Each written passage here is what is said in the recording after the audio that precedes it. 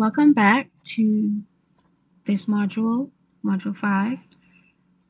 Uh, if you've been studying with me for the other 4 modules, then I hope it's been helping. You can leave me a comment and see what I can do to improve. I'm always open for suggestions. Otherwise, come study with me. Go on to the next slide.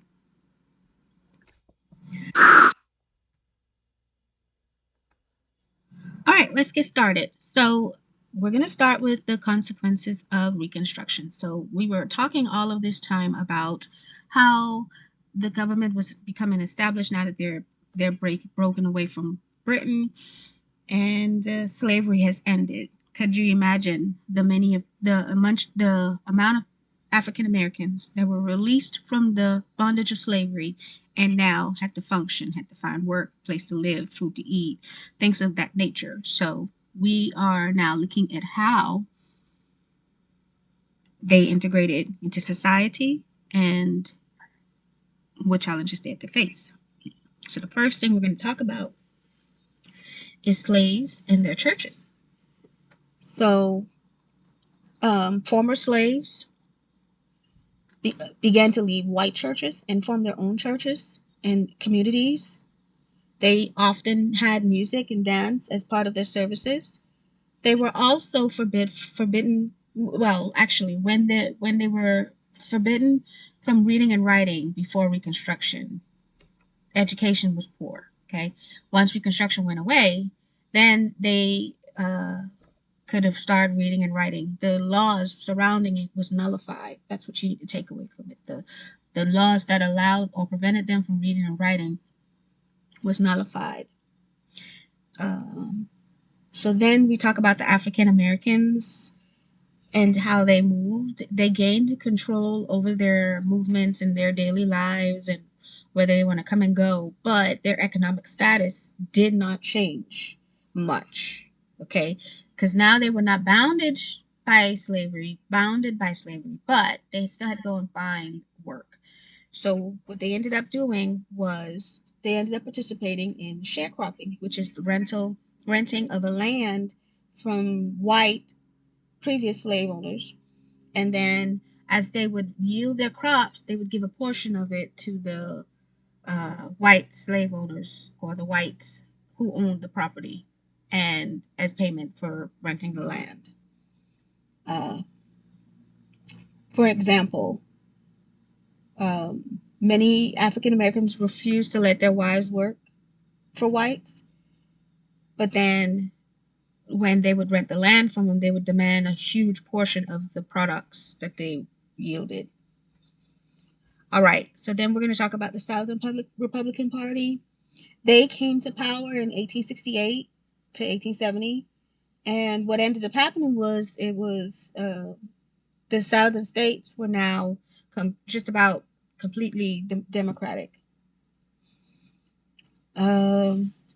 Reconstruction laws encourage investment and industrialization, but it also increased corruption. Okay, it also increased divisions among populations. So then we have the opponents called Southerners. They cooperated with Reconstruction and joined the Republican Party scalawags. They were referred to as scalawags because they wanted the Reconstruction. But then you have the Northerners who ran programs, and when they were referred to as carpetbaggers because they were greedy, corrupt businessmen trying to take advantage of the South. It says there were so many carpetbaggers in the South that the Republican Party gained power in the South, passing civil rights laws like the ones that legalized interracial marriage and allowed black students to attend schools. Even under this time, some blacks were in power because of it. All right, so now you've got all these changes coming rapidly, right? So you've got a rapid culture and economic change in the South. This led to racial tensions as former slaves faced campaigns of terror and intimidation by white Southerners who just wanted to keep everything the same. They wanted to keep their place. They wanted the black African Americans to be beneath them in society and have the upper hand and just treat them any kind of way. Because of that, there was a group that developed out of this called Ku Klux Klan, and they targeted all of those who supported Reconstruction, whether you were black or white. Klansmen often attacked and murdered scalawags and leaders of all races. So it did even community activists, teachers. You was not exempt because of the color of your skin or position. If you were for them, they would attack you. So because of this, two laws were enforced or created to help protect people: the Enforcement Acts and the Anti-Klan Law. They were designed to make any actions against civil rights against another person a criminal offense. However, these laws didn't really do much if you got the local not supporting or carrying them out. So they didn't really do a whole lot at first or in general.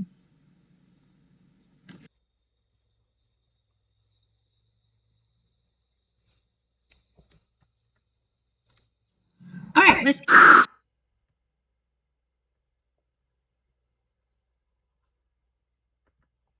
All right, more on Reconstruction. So as the South were becoming out of control between the violence and all of the civil rights issues, Congress passed the Pose Comitatus Act, or Pose Comitatus Act, which prohibited federal authorities from exercising any power or control over the local enforcement agencies. They wanted the interpretation of the laws left to the southern districts. In 1883, the 14th Amendment was rewritten, and what it was designed to do now was to only give Congress the power to outlaw public rather than private discrimination. So then we have the most famous case, Plessy versus Ferguson, and this case is famous because during this time there was a lot of discrimination going on and civil rights lawsuits, and people were trying to say segregation was wrong because it prevented African Americans from entering a lot of or participating in a lot of aspects of life. And so they were trying to tear it down. And this case is important because it's the first time that it was publicly announced or legally or even put into laws that separation was legal. And it was done so on the basis of separate but equal. That's very important, that line, separate but equal, because it's what gives Congress, or it's what gives this law legs to stand on. And from here, we're going to see the Jim Crow's laws enforce it, because the Jim Crow's law says, or was designed to segregate whites from African Americans. And they used the separate but equal quote to do this. So then we have the presidencies of Abraham Lincoln and Theodore. Now, these two presidencies were filled or marked by weak executive leadership and legislative domination by Congress and the Republican Party. If you can remember thus far, all we've talked about between the two, they were going back at it. Congress would pass something, the president would veto it, and vice versa. So this was a period of just the government fighting with itself. So then we have the Stalwarts, which was led by New York Senator Roscoe Conkling, and he favored the old spoils system of political patronage. And the spoils system of patronage is really politicians were promising people if they gave them their support, they would give them position in government. So, for example, if I was to run for president, and during my campaign, and I see that you can offer me something, whether it be money, maybe you have a large following, your support. So between your support and your money, I can tell you, hey, if you vote for me, you support me, I'll make you the secretary of something in government, or say secretary of treasury or secretary of something, anything. Basically, you got rewarded for voting, and it was like a reward for being patronage. And that's why they call it the spoils system. So then you have the half-breeds who were led by Maine Senator James Blaine, and he pushed for civil rights service reform and merit appointments to government posts.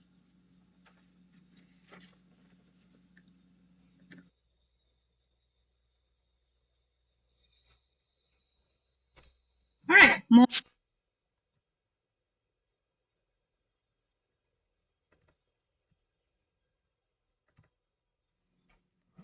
All right. It's quiz time. Number one, true or false? The restrictions that forbade slaves from reading and writing were nullified under Reconstruction.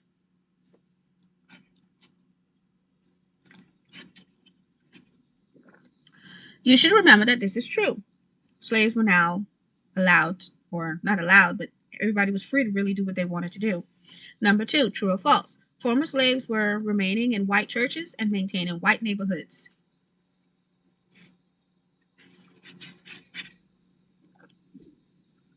This is false. You should remember that I said African Americans were now forming their own churches and neighborhoods, and their services often had music and dance.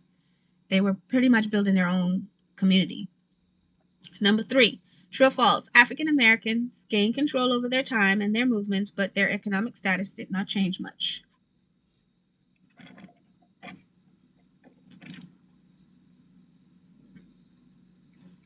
This is true.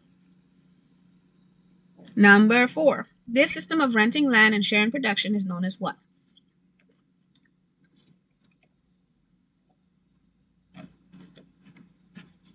You should remember sharecropping.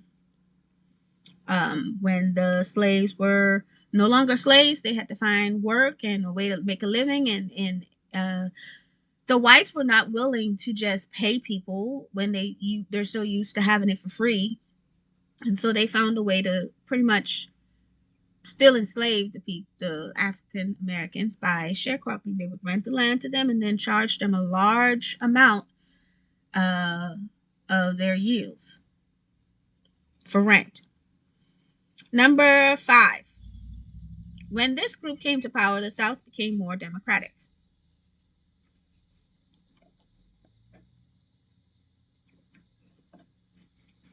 You should have remembered the Southern Republican Party.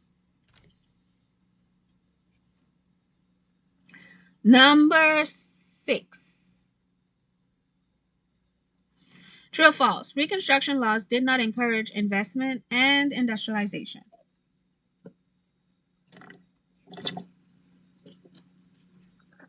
This is false. You should remember that I said Reconstruction encouraged investment and industrialization, which helped in some areas but also increased corruption. Number seven. True or false? Reconstruction transformed Southern society and culture and increased divisions within the population.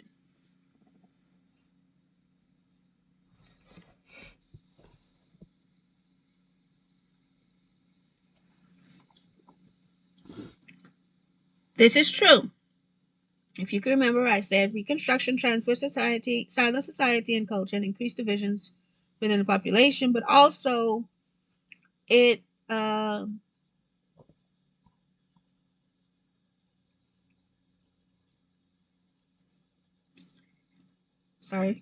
a blank.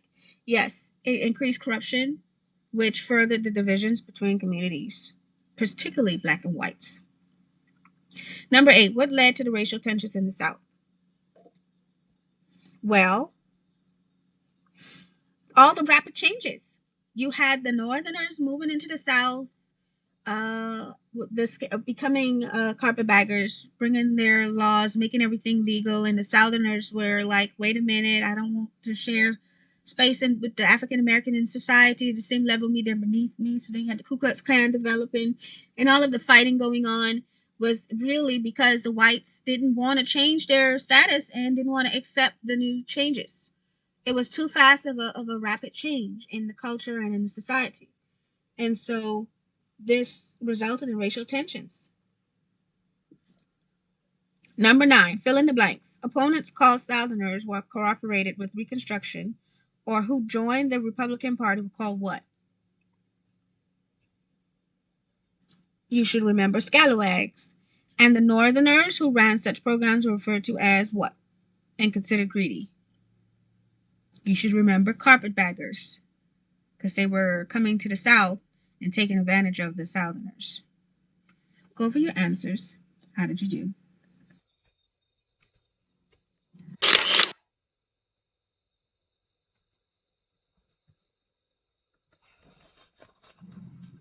All right, we're next. We're back with the other half of the questions. I couldn't fit it all on one slide without making it too small for you to see, so I did the best I could with what I have here without making too many slides. So we're on number 10. This group targeted all of those who supported Reconstruction to include white people.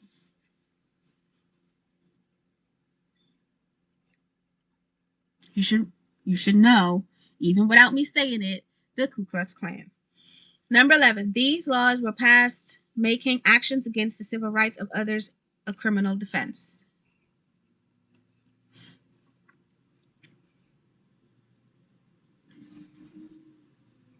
You should remember the Enforcement Acts and the Anti-Klan Law. Number 12. This act prohibited federal authorities from exercising any power or control over the local enforcement agencies. You should remember the Posey-Comitatus Act, or Post-Comitatus.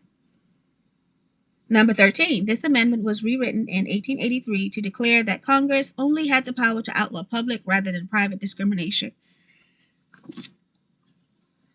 You should remember the 14th Amendment. Number 14. This case rules segregation legal based on what clause? This is a two-part question. So what is the name of the case? And then what is the clause that they base their results on? You should remember the Plessy versus Ferguson and the separate but equal clause. Pay close attention to this case. It is crossed on every document that I have, or supplies that I have used, materials.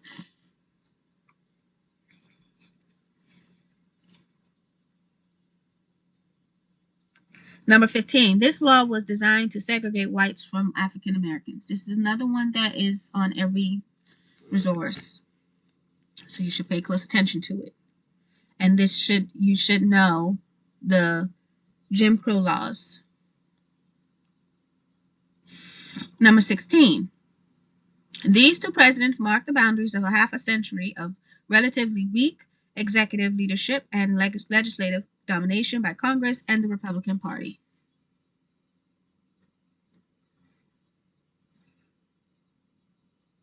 You should remember Abraham Lincoln and Theodore Roosevelt.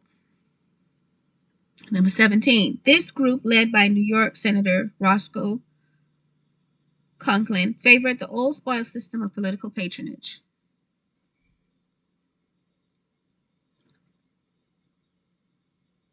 You should remember stalwarts. And then number 18. This group, led by Maine Senator James G. Benning, pushed for civil service reform and merit appointments to government posts.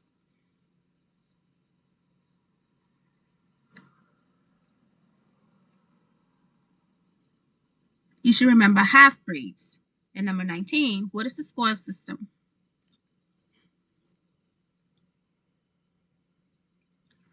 You should remember that the spoils system is basically a reward for voting or supporting a political party or campaign. So campaigners would promise supporters positions in government for their votes. Go over your answers. How did you do?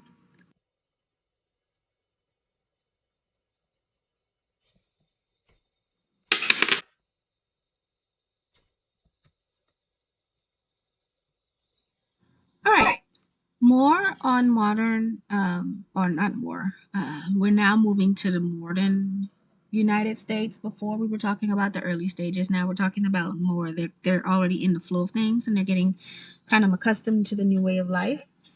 The first thing we're going to talk about is the economy. At this point, is between 1877 to 1882.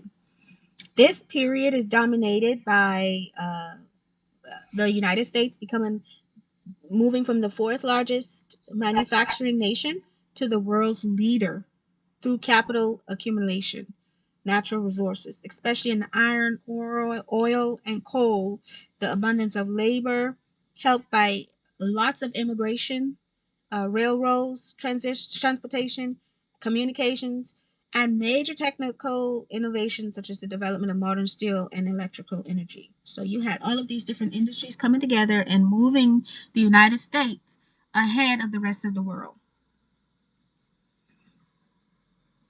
All right, so then we go to the social gospel. What you need to know about the social gospel is it was a period of, there was so much disparity throughout America during this time, and then you had a small group of people who were just really, really wealthy. And so a couple of those people during this time started to look at the whole picture and started to say pretty much that they needed to share the wealth and give back. This was social gospel is all about promoting giving back to the community and sharing the wealth. That's what you need to take away from social gospel.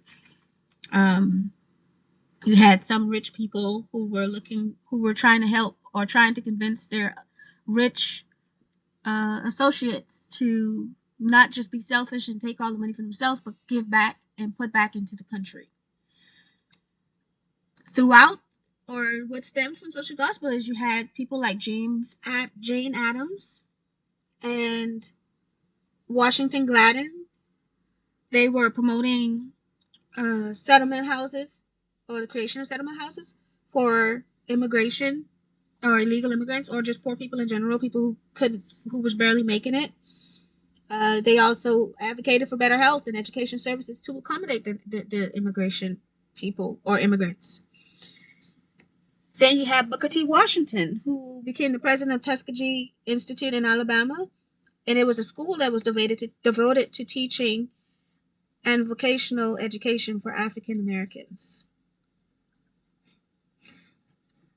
Next, we're going to move into the main components of the economy at the time. This is very important for you to pay attention to. The four men that I'm going to discuss are being discussed in detail in all materials. And if you haven't seen the DV documentary, The Man Who Built America, I highly suggest you do, because it gives a really big breakdown of these men and what they've done for the country or to the country in the early stages. When I watched this documentary years ago, and then I decided to teach history. And when I took my history classes, a lot of the terms were really enforced because I saw this documentary. So I highly suggest you watching, like I said, The Man Who Built America. Now, back to the topic. The first person we're going to talk about is John D. Rockefeller, and what you should know about him is that he dominated the oil business. He was a ruthless man. Then you need to know J.P. Morgan dominated the banking industry. Gustavus Swift dominated meat processing. This was the time when meat was just becoming popular, and especially with storing it in refrigerators and whatnot. So he dominated that arena. Then you have Andrew Carnegie. He dominated steel, and E.H. Harriman dominated railroads. These were the major empires, industrial empires. So now we have these small group of people who had dominated their area, right, in the industry. This led to a concentration of wealth and power in the hands of a small amount of people, and it was a monopoly that minimized competition. And what the problem was you had these people dominating these aspects. So when somebody else says, well, I have a better idea, I can do it a little bit better than you, and they would pop their head up, these people were so powerful, they would cut their heads down. And they were taking advantage of a lot of the small businesses and taking them over and buying them out, so that there was no competition, nobody that could come up and take anything from them. And people started obviously becoming outraged by them being able to have so much power and carry on like this for so long. And they started advocating for Congress and the government to do something about it. Well, they did. They started to regulate it under the Interstate Commerce Act in 1887. And This was passed providing that a commission be established to oversee fair and just railway rates, prohibit rebates and discriminatory practices, and require annual reports of financial statements. So this again stemmed from the people who were just presented the railroad abuses, because they would fix the prices, they would do kickbacks, and they just controlled a lot of their dominated fields. So then you had the American Federation of Labor. Samuel Gompers and Adolf Strasser put together a combination of National Crafts Union to represent labor concerns with wages, hours, and safety conditions. Remember, this is a time when people would work long hours in some dangerous conditions, and this was developed to help them.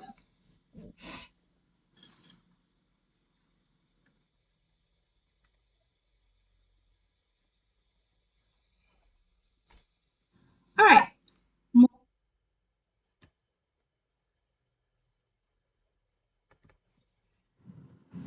All right. More on modern United States. So we are talking about Frederick West Taylor. He was the father, or he's listed as the father of scientific management. He introduced modern concepts of industrial engineering, plant management, and time and motion studies. This is how we got the separation class of managers in industrial manufacturing and efficiency experts. It's because of Frederick West Taylor. So then you had the United States becoming international. Now, keep in mind, we did have the protective tariff, but even though we had that in place, the United States still became increasingly international to export surplus of manufactured and agriculture goods. Then you had the foreign markets were viewed as a safety valve for labor employment problems and agrarian unrest. The Sherman Antitrust of 1890 was in time interpreted by the Supreme Court to apply to labor unions and farmers' cooperatives as much as to large corporation combinations. And this act, or the Trust Act, was mainly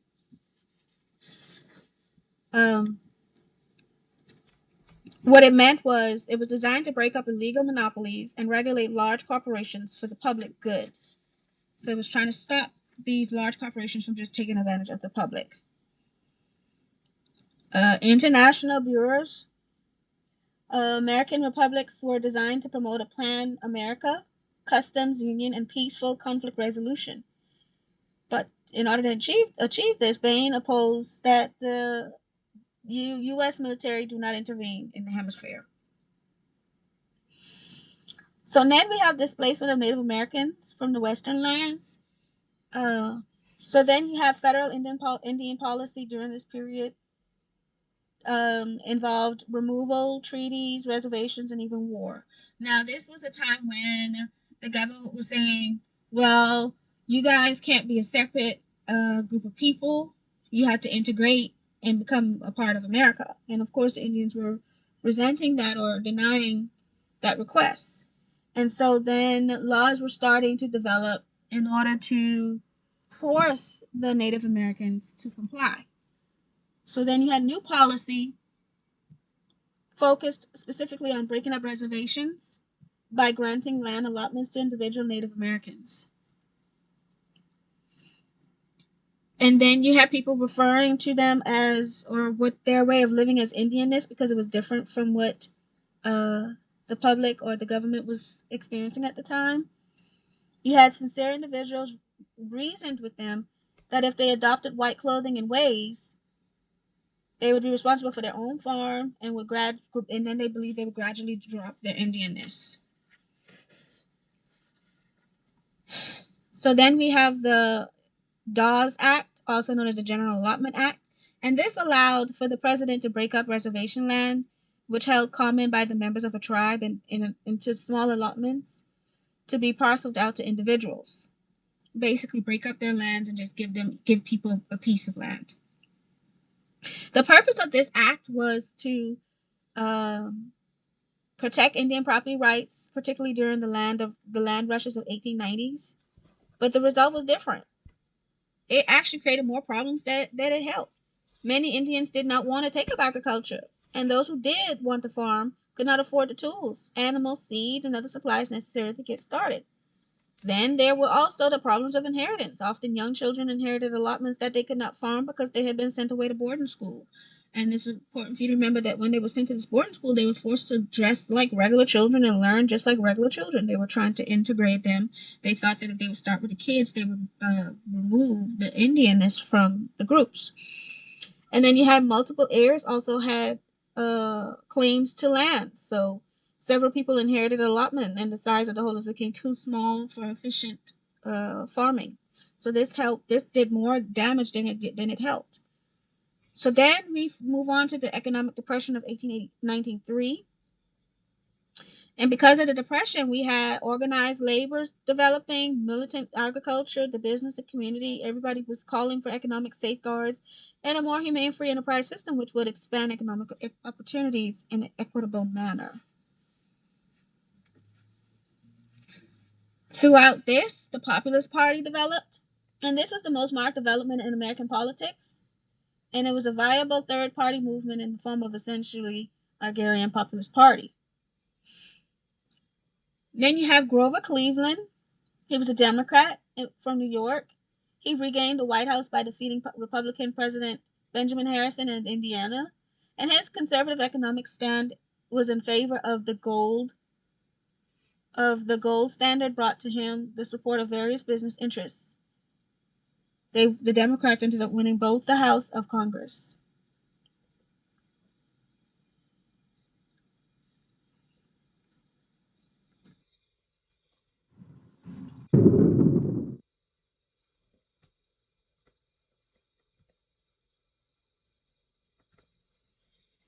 Okay, so we are on another quiz. Let's get started. Number one, true or false? The rapid growth of the economy launched the United States from the fourth largest manufacturing to the second in the world.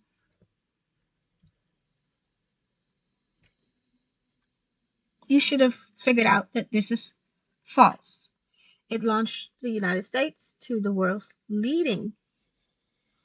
Number two, what prompted the United States' position in the world's largest manufacturing status?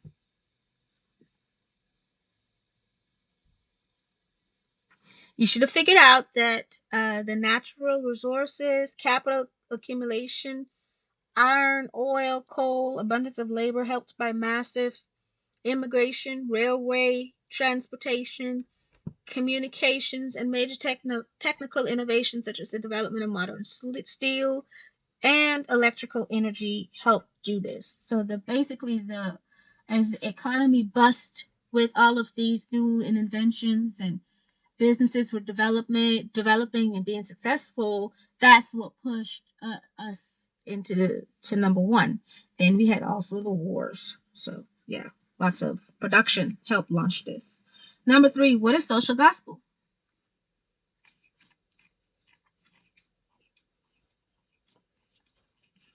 You should have figured out that social gospel is the promotion of share the wealth. A few there were a few wealthy people, and one or two of them would look back and be like, well, we could share the wealth. We don't all have to keep the wealth in just amongst us. There are people that are really starving and hurting and struggling, and we can help them. People like Jane Addams wanted to build settlement houses and look out for immigrants and pretty much give back to the community. Number four, who advocated for social gospel and settlement houses? Well, it looks like I spoke ahead of myself. Jane Addams advocated for this along with Washington Gladden. They both were in support of settlement houses to house new immigrants to the country. Number five, what are settlement houses? Well, if nothing else from the two previous questions, you should have figured out the settlement houses were just sort of like what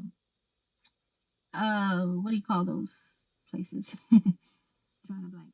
Settlement houses are like shelters There are basically homes that people can go to when they have nowhere to turn and get help. Number 6, who became president of the Tuskegee Institute in Alabama? You should have remembered Booker T. Washington. Number 7, what is the Tuskegee Institute in Alabama? You should have remembered that this was a school for African Americans where they taught, where they devoted teaching and vocational education for African Americans. Number 8, true or false? John D. Rockefeller was the captain of the steel industry.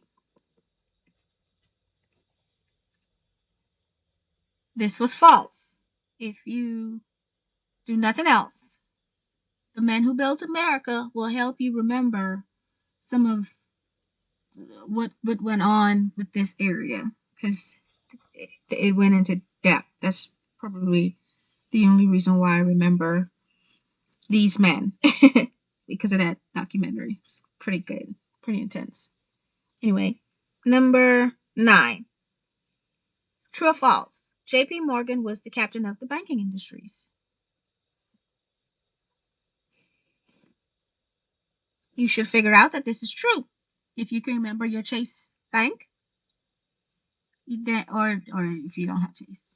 But if you look at the back of Chase card or on the website, you will see somewhere on there something Morgan.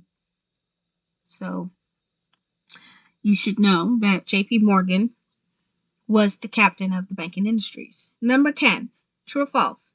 Gustavus Swift was the captain of the meat processing business. This was true. And number 11, true or false? Andrew Carnegie is the captain of the oil industry. This is false. So I swapped John D. Rockefeller and Andrew Carnegie, as you see. John D. Rockefeller was the captain of the oil industry, and Carnegie was the captain of the steel industry. Number 12. The wealth and power in the palm of a large group of people led to a demand by smaller businesses to regulate the economy. This is false. The wealth and power in the hands of a small number of giant firms led to the monopoly, which led to demand by smaller businesses, farmers, and laborers for government regulation. Because what the big corporations that were doing, such as John D. Rockefeller, were buying out the little corporations that were springing up and attempting to be competition for John D. Rockefeller. So the little people who were being bought out and forced out of their businesses were complaining, not the large ones. Okay, go over your answers. How did you do?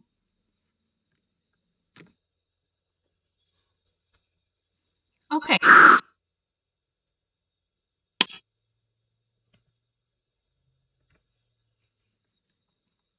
Okay, here's the other half of the test questions. Number 13.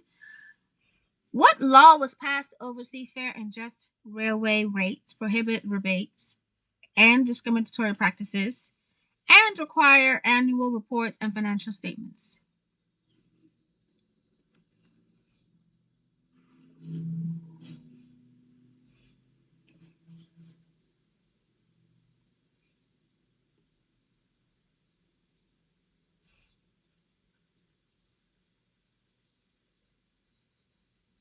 You should remember the Interstate Commerce Act of 1887. Number 14. What is it called that Samuel Gompers and Adolf Strasser put together that is a combination of national craft unions to represent labor concerns with wages, hours, and safety conditions?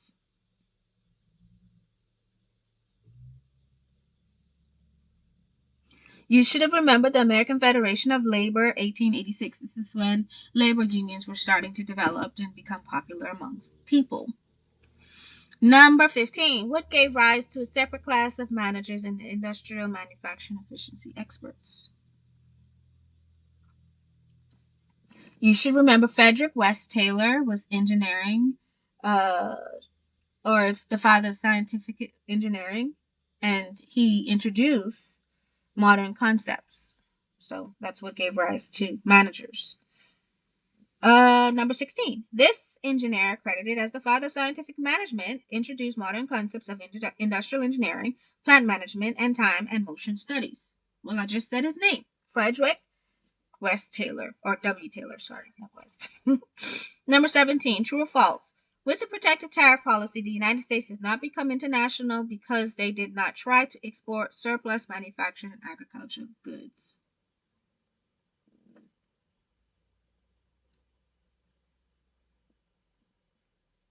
This is false. If you can remember, the United States became increasingly international despite the protective tariff, as they did sought to export manufacture and agriculture goods. They were shipping stuff out, and so they were happy to ship supplies and make money off of the international empire. So this is false. Number 18. What is the Sherman Antitrust Act of 1890?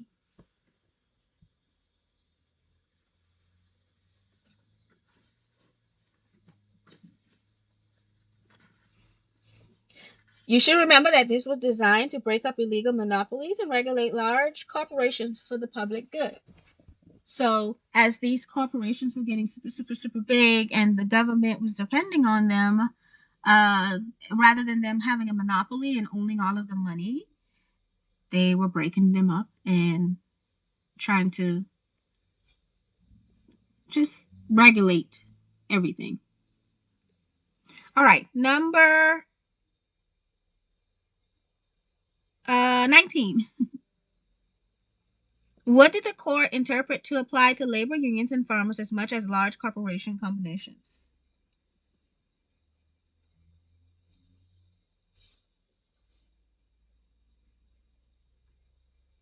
The Sherman Antitrust Act. Number 20. This month's International Bureau of American Republics was designed to promote a Pan-American customs union and peaceful conflict resolution by keeping the military out of it. You should remember James B. Blaine. Okay, number 21. What did federal Indian policy focus on?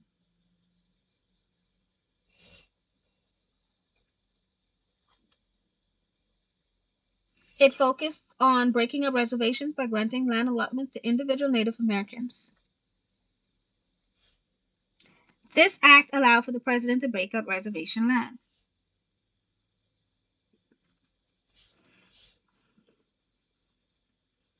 You should remember the Dawes Act. It's also called the General Allotment Act. What was the purpose of the Dawes Act? Oh, excuse me. I just read that, didn't I? Yes. So I said what allowed. Then I said number 24, what the purpose was, which was to break up the lands. Now, then number 25, what were the 3 reasons that made the Dawes Act a failure?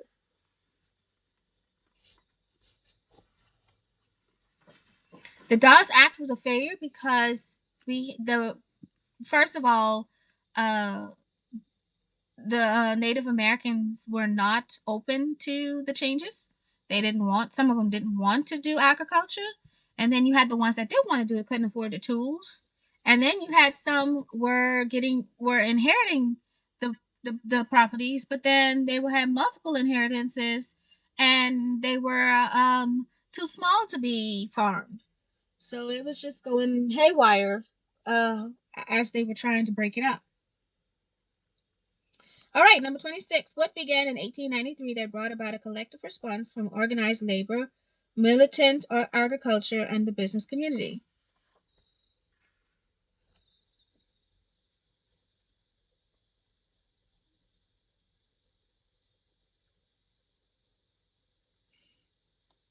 The economic depression. And number 27. What was the most marked development in American politics?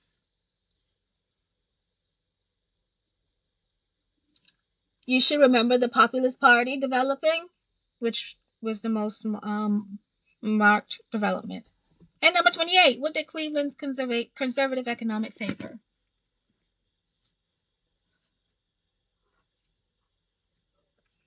Well, it favored gold standard brought to him in support of various business interests. Those are the answers to those questions. How did you do? Go over anything you got wrong.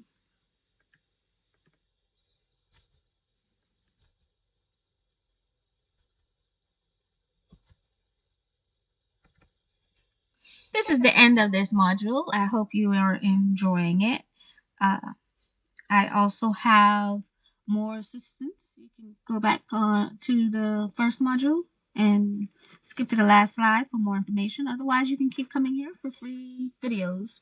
I try to update them at least weekly. This exam consists of several, and I mean several topics, so I can't put it all up at once. I'm editing as I go. So you can study what's already posted, be able to answer the questions as I post them, and then add to it as I upload it. And that'll help you pace yourself with all the information.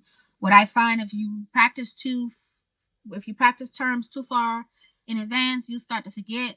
So it's good to pace yourself and go over it daily to make sure that you're remembering the terms. All right. Another thing that'll help is if you watch the videos of it's on YouTube. It's called I can't think of it. History Crash Course. Yes, American History Crash Course. Mr. Tim. He does a good job of explaining topics so you get the idea, and then by the time you come here to study, you kind of already know. It's like a reinforcement type deal. Okay, well, see you in the next module. Bye.